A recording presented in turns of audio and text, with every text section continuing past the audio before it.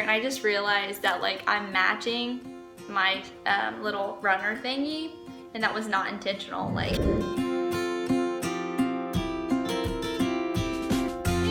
welcome to Let's Go Deeper. Thank you guys so much for being here. Thank you for all my new subscribers, and thank you, Lynn, so much just for believing in me and sending your subscribers over here. I have been watching Lynn's channel for a little over a year now, and I've watched her channel just explode, and she's just phenomenal. So thank you again, Lynn, so much for believing in me. So I thought that I would record a video just sharing a little bit about me and a little bit about how I came to know the Lord.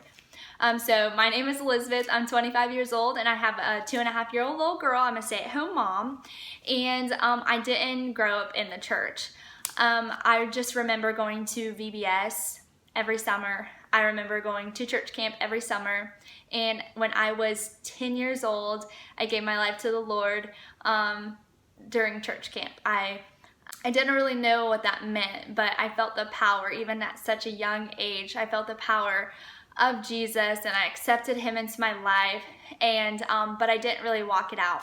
My parents, I grew up in just like a normal household. I had a mom and a dad, but again, we didn't go to church, so I didn't really know what living a Christian life looked like. So I went about my business, my worldly business. About, I would say, 10th grade, I started doing drugs. I started getting super boy crazy.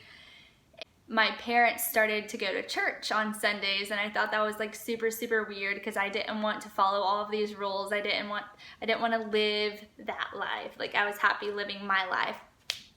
So I wasn't like super for it or anything like that. And then we stopped going to church after a few months, and my parents got a divorce the end of my junior year. I moved in with my mom. I stayed with my mom. And I started a completely different school, and that was really hard for me, being a senior and not graduating with the people that I knew. So I went to this new school, and I just went crazy. I started partying every single weekend. Again, I was still boy crazy, and I was just living, I was super rebellious. I moved out of my mom's house, and I got a boyfriend. He was a drug dealer. And so I lived with him, and I remember just being happy. Like, I had all the money that I could ever want. I had all the things that I could ever want. I had friends like crazy.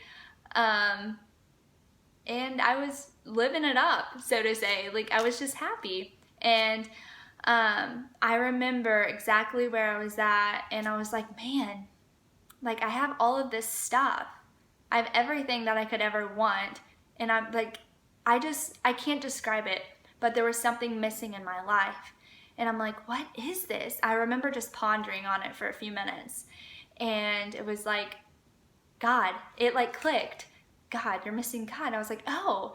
And so I reached out to someone that I knew would give me an answer about being saved. And I just told her, like, hey, I gave my life to the Lord at this age, but like, do I have to get saved again?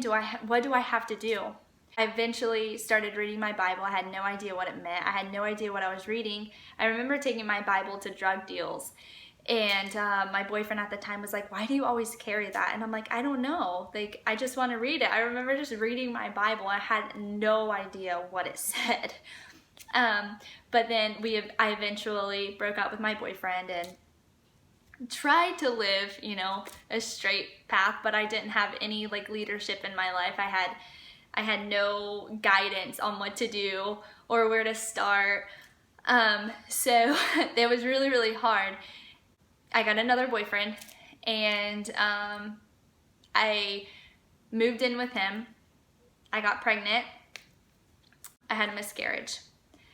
And I was like, okay, something isn't right.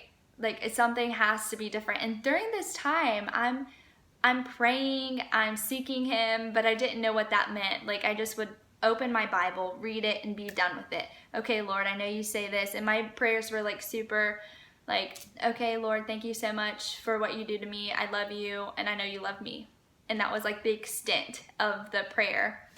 But God's grace, right? So I slowly started to feel convicted because I was asking the Holy Spirit at the time, okay, I want to follow you, but I don't know what that looks like. I started to feel convicted of living with my boyfriend, and so like everything that follows that. And I got pregnant again. I had zero guidance. I had no idea what to do, and I knew at the time, you know, I felt convicted. You shouldn't be living with your boyfriend, and he wasn't a believer, and I was. I went on my first mission trip in Tennessee, and I got super sick. And when I came back from Tennessee, I got rushed to the emergency room and found out I had a tubal pregnancy. So that was really hard for me. I broke up with my boyfriend at the time, and the Lord called me to Texas. So I went to Texas and for a discipleship gap year kind of thing. And that's really where like I started falling like head over heels for the Lord. That's where I started to find out who he was. I started to find out who I was, what my purpose was.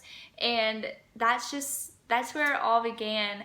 I was living free. I wasn't living in sin. And so I was just like, oh, Lord, you're so good. I had guidance. I had 6 other Christians. They were my teachers. They were living with me and they were guiding me. And it was amazing. And I came back home from Texas, back to Indiana. And I went about my business. I didn't have any friends, really any friends. I never hung out with anybody because all of my friends they still partied, they still did drugs, and I just wasn't into that. So I didn't have any friends. I didn't have friends, so I watched Netflix and I tried to find a job. And so that was a really challenging part of my life, and I trusted the Lord, and I went to church, obviously, and I met my husband, and so I got married in 2015, and we are in North Carolina now, and now I'm just like over the moon for the Lord, you guys. He's just so good, and that's what this channel is just all going to be about, is his goodness. And so I'm just so excited to share all of the stuff that the Lord shares with me, because gosh, he's so good. He's always just revealing something to me every single day. He's always pouring his love on me every single day.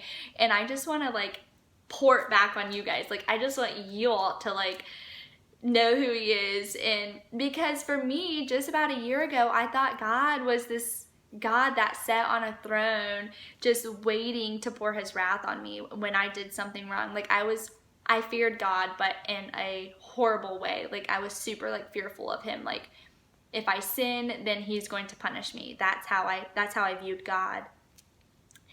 And now I just view him as a daddy. And I know a lot of people are like grossed out by that term, like daddy. And I was too, because my father figure was a terrible father figure, and I won't go into that. But I will probably eventually share that with y'all. So I viewed him as this, I had to walk on eggshells with him. And now I'm just like, like, I just want to live for him. I just want to live for him, and I want to follow his will, and I want to follow his calling, and I just want more of him. Like, I can, like, you guys, he's so good. Like, I can never get enough of him. I'm just always seeking him. Like, Father, reveal yourself to me, because he's endless. Like, he's endless. Like, there's always more and more and more of him. And he's like, yes, okay, like, here you go, here you go. Like, who knows the mysteries of God besides the Spirit? And the Spirit lives inside of you. So, like, he will reveal things to you that only the Spirit knows, and stuff that we can't fathom. Our human mind cannot fathom the things of God. But the Holy Spirit that lives inside of us, he will reveal it to us. Man, he's good. He's so good. I can't say that enough. So I'm super excited to be sharing that with y'all, and just to be a voice for the Lord. So again, I'm just so thankful for y'all. Thank you guys for being here. And I just love y'all, and I will see you in the next video. Bye.